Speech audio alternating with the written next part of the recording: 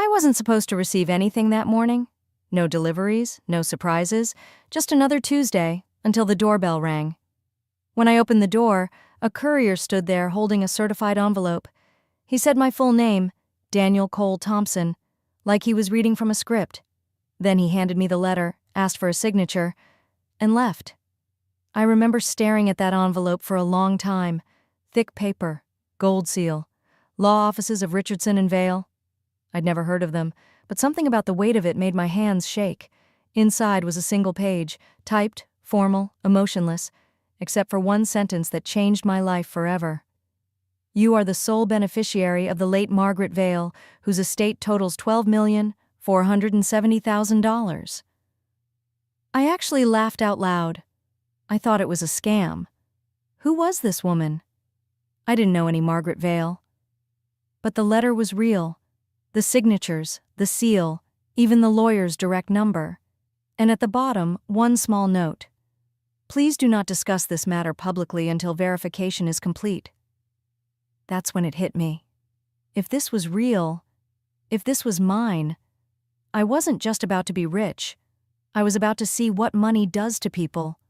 Because the one thing I knew for sure, I wasn't telling anyone, not my family, not my friends, not a single soul. And that decision was the beginning of the most revealing experiment of my entire life. Before that letter, my life was painfully predictable. You could have set a clock by it. Same alarm, same route, same gray cubicle. I was 35, single, and working as an IT analyst for a company that called itself innovative, but hadn't innovated a thing since 2008. Every day felt like a copy-paste version of the one before. My apartment was small but clean, a third-floor walk-up with flickering hallway lights and a neighbor who practiced saxophone at midnight. I didn't hate my life, but I didn't love it either. It was the kind of existence where nothing was technically wrong, just empty. The part that wore me down the most wasn't the work. It was the people around me, my family, my so-called support system. My mother, Elaine, remarried a man who treated money like oxygen and me like I was wasting both. My sister, Emily, ran a small fashion business online and somehow made every conversation about herself. And my cousin, Jake, well, Jake didn't work at all. He just borrowed. Money, cars, excuses, whatever was convenient. They all had one thing in common. They loved reminding me that I wasn't doing enough with my life. Every birthday dinner, it was the same. So, Daniel, still in that little tech job? Have you thought about doing something meaningful? Translation: why aren't you as successful as us? The irony? They were all drowning in credit card debt while pretending to be rich on Instagram. And me? I was just tired. Tired of being underestimated. Tired of feeling small in rooms full of people who thought they were giants. Sometimes I'd imagine walking away, leaving the city, cutting them off, starting fresh somewhere no one knew my name. But I couldn't afford to. My bank account barely made it to the next paycheck. Every time I tried to save, something broke. The car, the laptop, me. That's why the letter felt unreal. Like someone had opened a hidden door in a life I thought was already decided. Because deep down, I wasn't afraid of the money. I was afraid of what it would reveal. The next morning, I called the number from the letter. A calm voice answered. Richardson and Vale, this is Diane speaking. When I gave her my name, there was a pause that told me I wasn't the first one to make this call. Mr. Thompson, she said finally, we've been expecting you. Expecting me. The words felt strange, like I'd stepped into a story someone else had already written. An hour later, I was sitting in a glass office downtown, the kind of place where everything smelled like leather and money. Behind the desk sat Mr. Vale, Margaret Vale's nephew and executor of her estate. He was polite but distant, the kind of man who smiled with his lips, not his eyes. He slid a folder across the table. Before we go any further, I need to confirm, you are the Daniel Cole Thompson born March 11th, 1989? I nodded, my voice caught somewhere between disbelief and awe. He continued, my Aunt Margaret passed away 3 months ago. She left no immediate family, and in her will, she specifically named you as her sole heir. I couldn't hold it in anymore. "Why me?" I asked. "I didn't even know her." He hesitated, like he'd been waiting for that question, then said quietly, "She asked that we not reveal the details of your connection until after the estate is settled." My connection. Those two words buzzed in my head. What connection? He went on explaining the logistics. Trust formation, tax planning, inheritance law, things I barely understood. All I could think was, this is real. The numbers, the documents, the signatures, all real. And then came the rules. 3 of them. Rule 1, do not speak to the media or post anything online. Violation would void the trust. Rule 2, do not disclose the inheritance to any immediate family until full verification, approximately 90 days. Rule 3, attend a mandatory estate meeting at the end of that period. There, I'd learn the truth behind Margaret's decision. I remember sitting there, trying to process it all, while he neatly closed the folder and said, "You'll need to keep this confidential, Mr. Thompson. We've seen what money does to people. Best to keep quiet. For now." He stood, shook my hand, and smiled that same professional smile. "If it helps," he added, "my aunt always said she believed in rewarding good hearts." Good hearts. The phrase stuck. Because if there was one thing I knew about the people in my life, their hearts had always been for sale. As I stepped out of that office, the city looked different. Louder, colder. And for the first time, I wasn't part of it. I was standing just outside, holding a secret that could change everything. And I already knew. I wouldn't be able to resist finding out who would stand by me, without knowing what I had. For 3 days, I couldn't sleep. The thought of $12 million sitting in some legal vault with my name on it, it didn't feel real. But what kept me awake wasn't excitement. It was fear. Not fear of losing the money, but fear of who I'd become once I had it. I'd seen what money did to my family, how it turned kindness into competition, how every favor became a transaction. So before I touched a single cent, I made a promise to myself. I wouldn't let money change me, unless it revealed who they really were. That's when the idea hit me. A test, not of loyalty, of character. If I wanted to know who truly cared about me, I needed to see who would stand by me when I had nothing to offer. So I created a lie, a small one, believable enough to sting. I told myself I'd call each family member separately, tell them my company had downsized, that I'd been let go without severance, that I needed help, just a small loan, $2,500 to cover rent and bills until I found something new. Not a fortune, not impossible, but enough to measure their heart. I knew exactly what each one would say. My mother would ask if I'd tried budgeting better. My sister would promise to check with her husband. My cousin Jake would pretend he never got the message. But maybe, just maybe, someone would surprise me.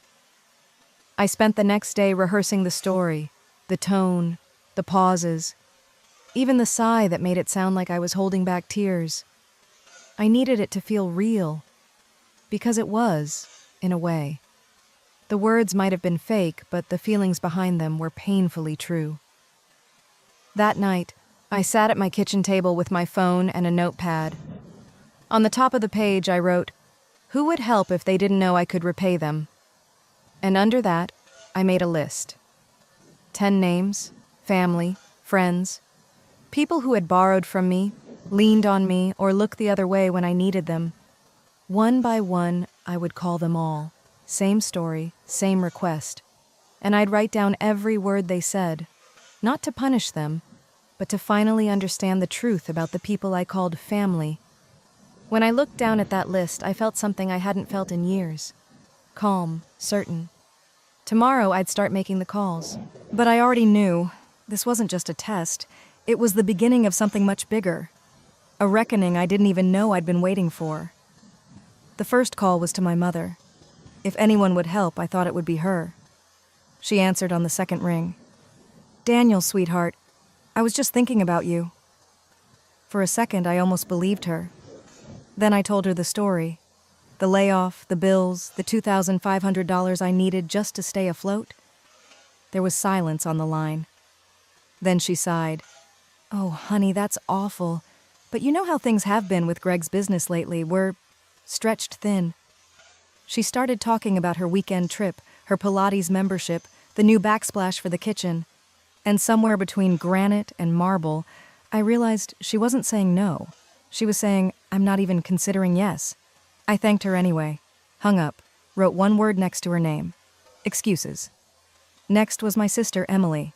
She picked up from her car. "Hey, Danny, can you make it quick? I'm about to do a live." I told her the story, this time with more hesitation, like it hurt to admit it. She gasped, all sympathy and performative concern. "Oh my God, that's terrible. Losing your job must be so stressful." Then came the turn. "I wish I could help, but we just invested in a rebrand. You know, expenses." She laughed lightly, as if branding herself online was somehow noble charity. I said it was fine. She offered to shout me out in her next post, as if exposure could pay my rent. "Offers clout," I wrote. Then came Jake. I texted first. He didn't reply. Called. Straight to voicemail. Called again the next morning. Nothing. 3 days later he texted, "Yo, bro, just saw this. That sucks. I'll hit you up when I can." He never did. "Vanished," I wrote. By the 5th call, something inside me shifted. It wasn't anger anymore. It was clarity. Each conversation peeled back a layer of illusion. Even my boss, who I'd considered a friend, offered advice instead of help. "Don't take it personally, Daniel. Companies downsize all the time. Keep your chin up." Then, half joking, he said, "You should have asked me for a loan before you quit." He laughed. I didn't. Mocked. But then came one name I almost didn't dial. Aunt Rosa. She lived 2 towns over, worked as a school cafeteria manager, and had barely enough to cover her own bills. Still, I called. When she heard my voice, she said, "Danny, are you okay, sweetheart? You sound tired." I told her everything. No dramatics. Just truth wrapped in fiction. She didn't hesitate. "Oh, honey, don't you worry. I've got a little saved up. It's not much, but you can have it." I told her it was a lot to ask. She interrupted me. "When family needs you, you help. That's it. I'll bring it by tomorrow." When I hung up, my throat felt tight. Because I knew that money, whatever she gave me, wasn't spare cash. It was probably her grocery budget, her rent cushion, her safety net, and she'd still offered it without asking for anything in return. I looked down at my list again. 9 names crossed out. 1 circled in gold ink. Aunt Rosa. And in that moment, I understood something the money never could have taught me. The richest people in your life aren't the ones with the most to give. They're the ones who give anyway. 2 days passed. No one called to check on me. No messages, no offers, no "How are you holding up?" Except one. Aunt Rosa. She texted early that morning, "I'm heading to the bank before work. I'll stop by after my shift, okay?" I stared at the message, unable to respond. Part of me wanted to tell her not to, that it wasn't real, that she didn't need to help me. But another part of me needed to see it through. That evening, the doorbell rang, and there she was, standing in my hallway, hair pulled back, wearing her old cafeteria uniform and holding a small brown envelope. "I didn't want to mail it," she said, smiling softly. "I wanted to see you, make sure you're okay." She handed me the envelope like it was something sacred. I opened it and froze. Inside was a stack of 20s, $2,500 exactly. "Rosa," I whispered, "I can't take this. You need it more than I do." She shook her head. "Danny, money comes and goes. People don't. You've always been good to me. This is what family's for." Her words hit me harder than I expected. For a second, I forgot the lie, the test, all of it. All I could see was the tired kindness in her eyes, and the truth that no inheritance could ever buy. We sat at my kitchen table, drinking coffee, talking about nothing and everything. And then, I couldn't keep the secret anymore. "Rosa," I said quietly, "I need to tell you something big. She looked up, concerned. "What is it, honey?" "I didn't lose my job." Her brow furrowed. "What do you mean?" I took a deep breath. 3 words. "I inherited money." She blinked, confused. "How much?" "Enough to change everything," I said. "More than I could ever spend." But I didn't tell anyone.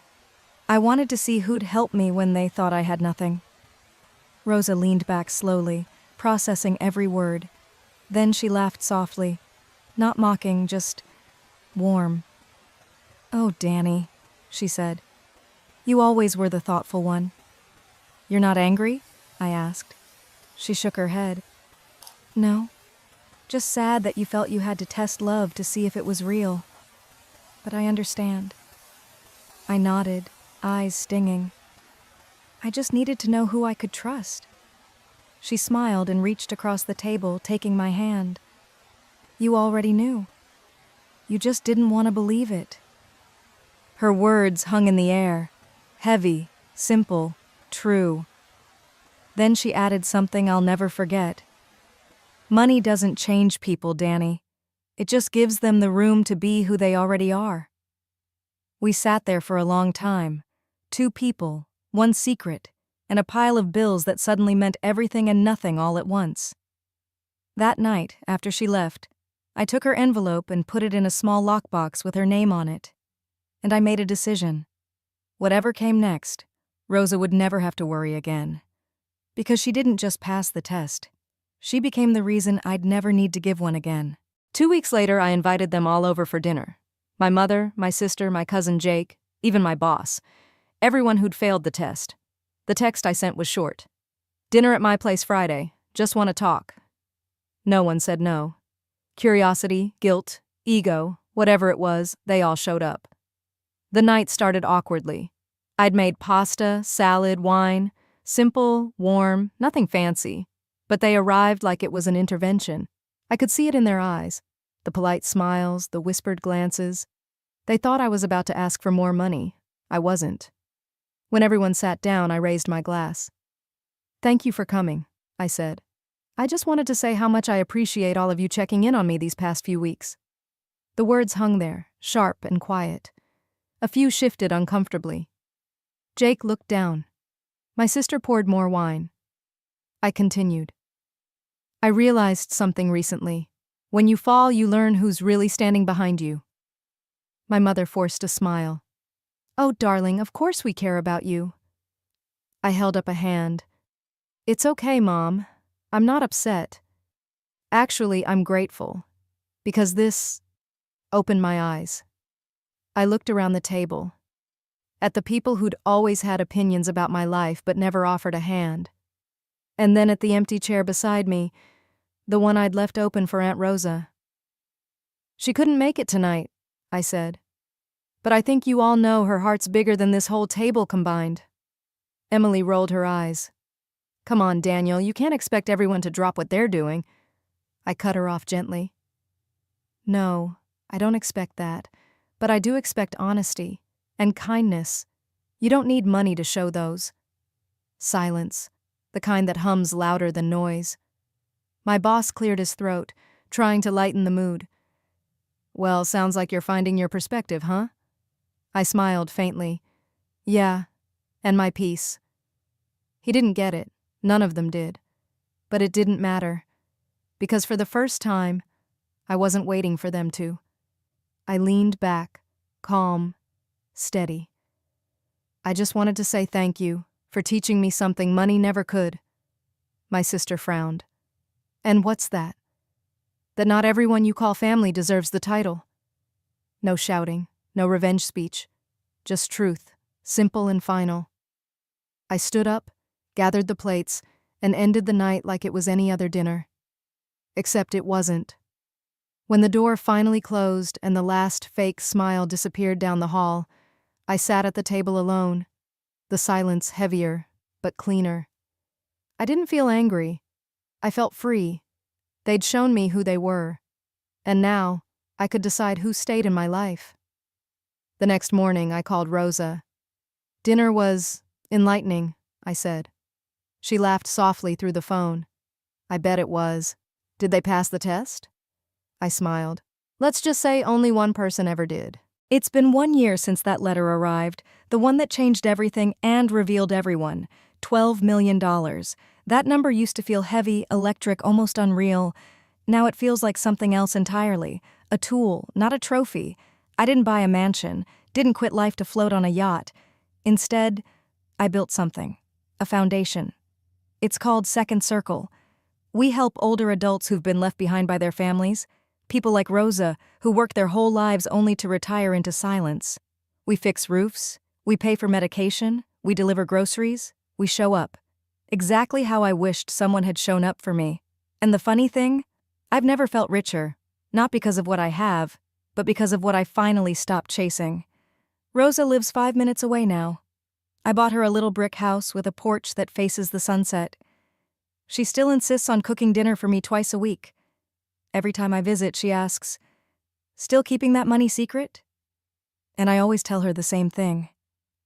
It's not a secret anymore, Rosa. It's just private. Because I learned something priceless. Money doesn't change people. It just removes the mask. It shows who's been kind all along and who was only pretending. Sometimes I think about that dinner. The awkward smiles, the excuses, the small talk. I used to feel hurt. Now I just feel distant. Like I finally stopped watering a garden that never grew. Last month I got a letter in the mail from someone I'd never met. A woman named Nancy, whose father we'd helped through my foundation.